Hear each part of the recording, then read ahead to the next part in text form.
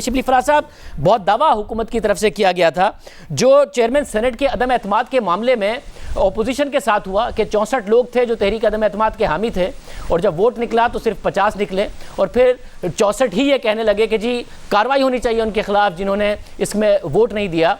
आपके साथ भी 180 थे जिन्होंने खाने में शिरकत की, मगर 16 कम थे जिन्होंने हफीज़ शेख साहब को वोट दिया और अब सभी कह रहे हैं कि कार्रवाई होनी चाहिए यूसुफ गिलानी साहब के खिलाफ और उन लोगों के खिलाफ जिन्होंने पैसे लेके वोट दिए। ये कैसे हो गया? देखें शाहज़ेब, पहले तो मैं ये तवक्को करूंगा कि जब मैं जवाब दूं तो आप मेरा पूरा जवाब सुनेंगे।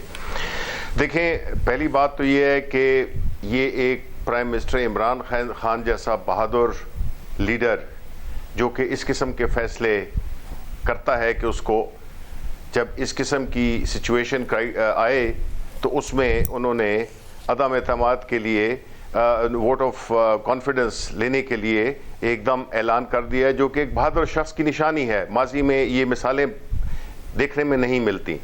दूसरी बात यह है कि जो भी ये इलेक्शन के बारे में 174 ये जो वोट्स मिले हैं खातून को और जिसमें कि हमें 164 मिले हैं, मेरा ख्याल है कि ये हमारे मौक़िफ़ की पूरी वो तायीद हुई है जो इमरान खान इतने अरसे से कह रहे हैं और ये गुफ्तगू बड़े अरसे से हम कर रहे थे और इसी वजह से हम गए, पार्लियामेंट में गए, हम अदालत गए, हमने रेफरेंस फाइल किया और क्योंकि हम चाहते थे क्योंकि ये जो ज़मीरों के ख़रीदार हैं, ये पॉलिटिकल पार्टीज़ जो कि एक तरफ इस वक्त इकट्ठी खड़ी हुई हैं जो कि PDM के नाम से जानी जाती हैं, ये वो पार्टीज़ हैं ना जिन्होंने इस मुल्क की जमहूरियत को खोखला किया, इस जमहूरियत में पैसे का इस्तेमाल किया, इस जमहूरियत में लोगों के ज़मीर ख़रीदे।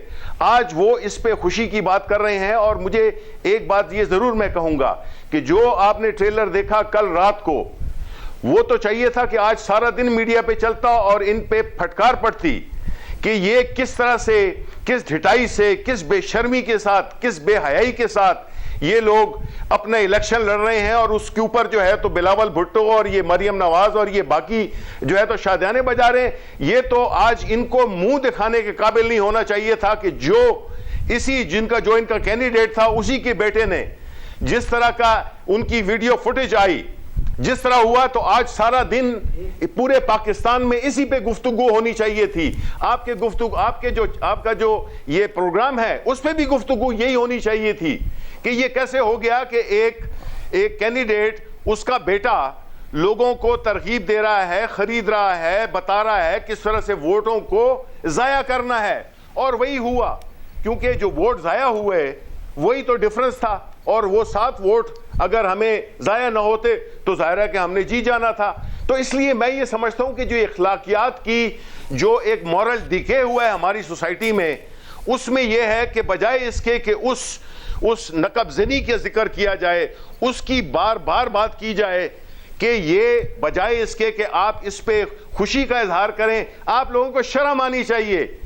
ये इलेक्शन जो है तो ये जीता नहीं है गिलानी, ये इलेक्शन जो है तो चुराया गया है और ये हमारा लीडर है इमरान खान। शिबली साहब, मुझे मौका दीजिएगा। एक तो जो कल वीडियो आई, आई होप कि आपने बतौर इंफॉर्मेशन मिनिस्टर कल भी सारे के सारे टॉक शोज देखे होंगे, हमारा भी शो देखा होगा कि उसी पर हुआ। नहीं, मैं उसके इलेक्शन कैंपेन में मसरूफ था। तो ठीक है, उसके बाद मैं उम्मीद करता हूं नहीं आपने देखे, आपने कहा था मैं आपको जवाब देना दूं। मैं आपको मुबारकबाद देता हूं कि आप जीत भी गए इलेक्शन। आपको मुबारक भी हो कि आप इलेक्शन जीत गए। आज भी सारा दिन वही वीडियो चली है। आज जब ट्रांसमिशन हुई है, अगर अब आपकी ये ख्वाहिश है कि इतना बड़ा अपसेट हो इस्लामाबाद में और उसके ऊपर बात ना हो तो ये एक अलग बात है। आज भी सारा दिन हेडलाइन चली है, आज भी सारा दिन उस पर बात हुई है। मगर शिबली फराज साहब, आपसे भी सवाल ये होगा, ये बरी जिम्मा नहीं है यूसुफ गिलानी साहब अपने बेटे की वीडियो से, बिल्कुल बरी जिम्मा नहीं है। उसके खिलाफ कार्रवाई होनी चाहिए, इलेक्शन कमीशन को उसके ऊपर कार्रवाई करनी चाहिए। मगर आपके कारकुन तो इमरान खान के नजरियाती कारकुन हैं। ये आपके जो लोग बिके हैं, जी बिल्कुल, आपके जो 16 लोग बिके हैं, कभी आपके लोग 2018 में खैबर पख्तूनख्वा में बिक जाते हैं, कभी बलोचिस्तान से आवाजें आती हैं कि जी वहां पर 70 करोड़ रुपए चल रहे हैं, और कभी सिंध के लोग कहते हैं कि जी हम तो पीपल्स पार्टी को वोट देंगे। आज भी 2 MPs ने कहा। आज नेशनल असेंबली में आपके 16 लोग बिक गए। तो ये आपके नजरियाती कारकुन बार बार क्यों बिक रहे हैं? नहीं शाहज़ेब, मैं आपको एक बात करूं, ये बात नहीं है कि सिर्फ हमारे कारकुन, हमारे पार्टी में, हमारे लीडर में वो इखलाकी जुर्रत है कि वो उनको पार्टी से निकालता है। मुझे आप एक बता दें, कौन सी किसने पार्टी से निकाला है उन लोगों को जिन्होंने अपने जमीरों के सौदे किए हैं।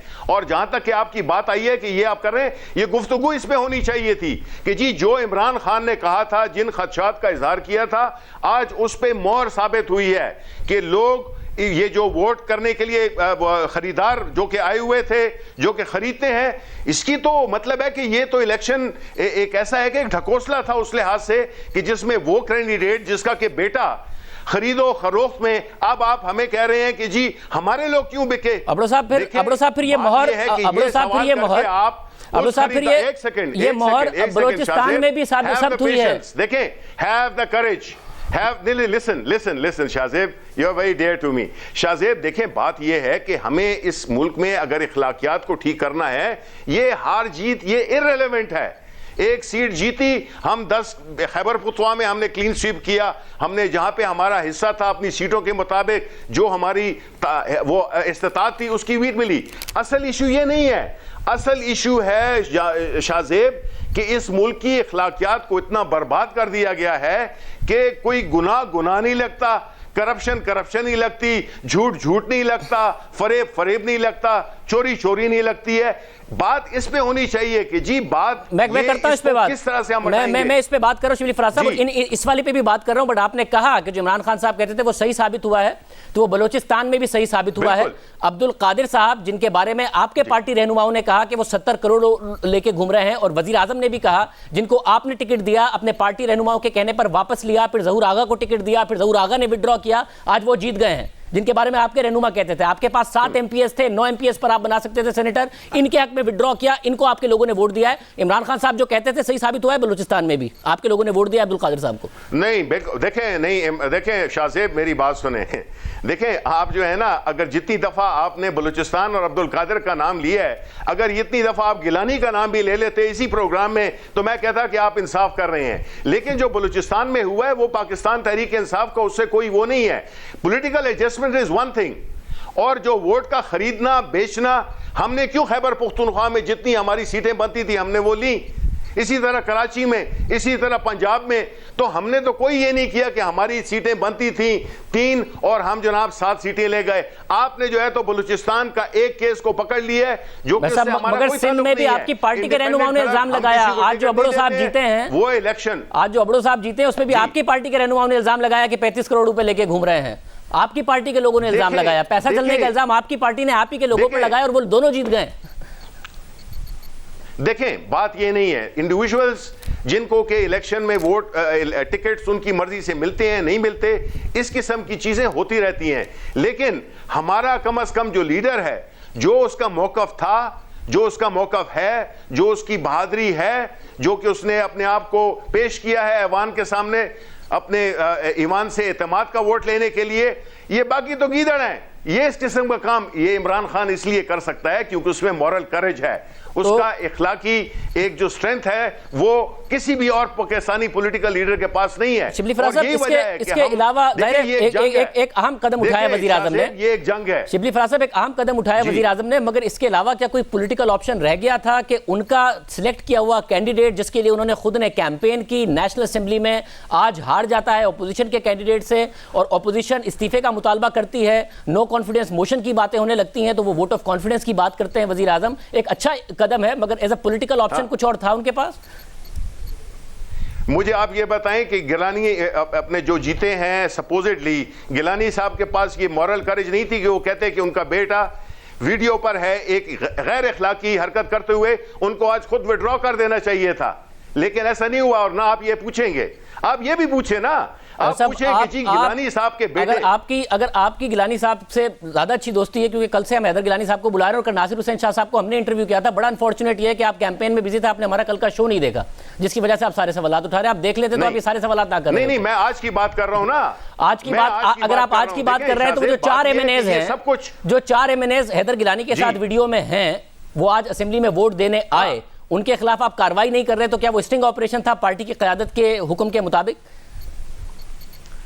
देखें, बिल्कुल स्टिंग ऑपरेशन। देखें, ये आप देखें, जब यहां पे देखें शाहजेब, मैं अगर आपको जवाब दे रहा हूं ना, तो मैं सिर्फ एक मॉरल अथॉरिटी के तहत कि जो गलत है वो गलत है, जो सही है वो सही है। मैं ये चाहूंगा कि आप इसको ग्लोरीफाई नहीं करें, चोरों को आप ग्लोरीफाई नहीं करें, उन लोगों को जिनके सबूत ये नहीं है कि आप जो असल चीज है वो पीछे छोड़ दें और जो उसके जो बाकी जो उसके वो एक्टर्स थे उनको आप प्रोमिनेंट करें।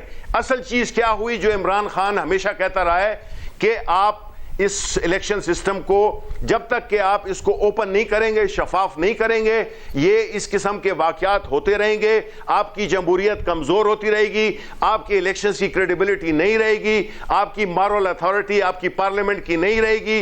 जब वो लोग जो कि पैसे और धौंस के जरिए, फ्रॉड के जरिए इलेक्शन जीतेंगे या इलेक्शन पार्लियामेंट में आएंगे, ये एक हमारा मौकफ है जो कि साबित हो गया, कल रात को साबित हुआ। तो फिर इलेक्शन कमीशन को तो इलेक्शन भी कहते हैं, ये आपकी मर्जी तो है। इलेक्शन कमीशन को तो जाहिर है कार्रवाई करनी चाहिए हैदर गिलानी साहब के हवाले से और यूसुफ गिलानी साहब के खिलाफ, मगर मैं क्योंकि आपने उन 4 एमएनएस के खिलाफ कार्रवाई नहीं की तो आप कह रहे हैं कि वो क़यादत की मर्जी से ऑपरेशन हुआ था, वरना आप उन 4 एमएनएस को अभी तक तो निकाल चुके होते।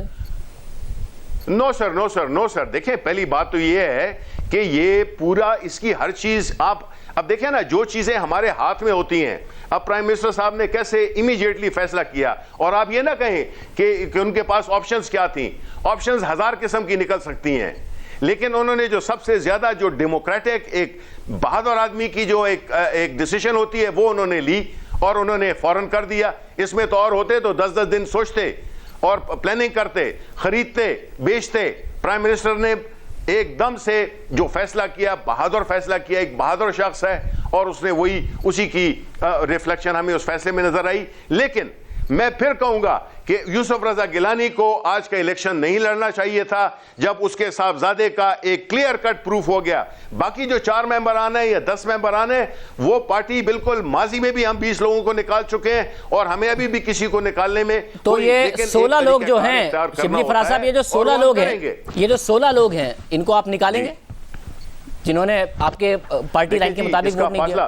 देखिए मैं तो एक सेकंड, मैं देखें शाहजेब, बात यह है कि मैं बदकस्मी तो नहीं, मेरी ये ड्यूटी थी, मैं इलेक्शन में कोई बयानात नहीं दे सकता था। कोड ऑफ कंडक्ट को मैंने फॉलो किया, जिसकी वजह से मैं अपने इलेक्शन में मसरूफ था। अभी भी मैं पेशावर में बैठा हुआ हूं, अभी मेरा इलेक्शन खत्म हुआ है और अभी भी बाहर लोग खड़े हुए हैं। मैं इसलिए आपको कहता हूं कि मुझे कई तफासील हैं वो मुझे मिलेंगी और पार्टी में इसमें कोई कहीं नहीं जा रहा। मगर शिबली फराज साहब, इलेक्शन कमीशन को हैदर गिलानी के खिलाफ कार्रवाई करनी चाहिए। फिर उन 4 एमएनएस से भी सवाल होगा कि जी आपके पास जो वीडियो है, आप लोगों ने क्या असल में पैसे लिए थे और किसी 5वें बंदे ने वीडियो बनाई थी, या आप लोगों को पार्टी क़यादत ने कहा था वीडियो बनवाने के लिए? फिर जब गिलानी साहब के खिलाफ आप जाएंगे कि उन्हें डिस्क्वालीफाई किया जाए, तो उन 16 एमएनएस के खिलाफ भी आप कार्रवाई करेंगे, क्योंकि उससे आप सिंपल मेजॉरिटी भी लूज कर जाएंगे पार्लियामेंट के अंदर अगर उनके खिलाफ कार्रवाई करके आप उन्हें पार्टी से निकालते हैं और वो अपनी रुकनियत खोते हैं।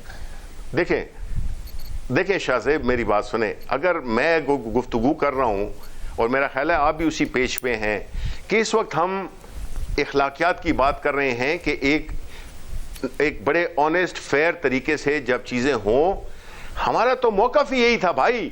हम तो पिछले कितने महीनों से यही रोना रो रहे हैं कि इलेक्शंस को अगर आपने इन चीजों से बचने के लिए, ये चीजें जो जिसका हम जिक्र कर रहे हैं, इनसे बचने के लिए आपको ओपन वोटिंग करनी होगी।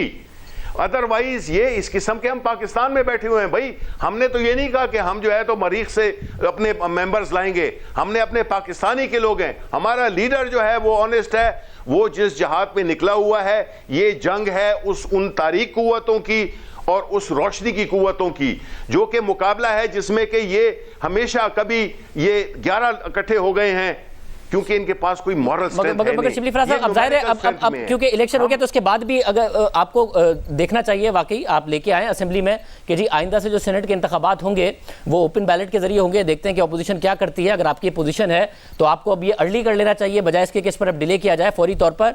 मगर मैं अभी भी जानना चाह रहा हूँ कि उन 16 एमएनएस का आप लोगों को पता है या नहीं पता? नहीं पता तो इन्वेस्टिगेट करेंगे और उनके खिलाफ भी कार्रवाई करेंगे, क्योंकि आपका हाई मॉरल ग्राउंड तो तभी आएगा कि आप यूसुफ गिलानी के खिलाफ कार्रवाई का मुतालबा करेंगे जब आप अपने 16 लोगों के खिलाफ कार्रवाई करेंगे जिन्होंने पैसे लिए। हमारा मुकाबला ऐसे लोगों से है जो कि ना एथिक्स में बिलीव करते हैं, ना उनके लिए कोई चीज अनफेयर है, ना कोई उनके लिए एक पैसे का इस्तेमाल, उनका धौंस का इस्तेमाल।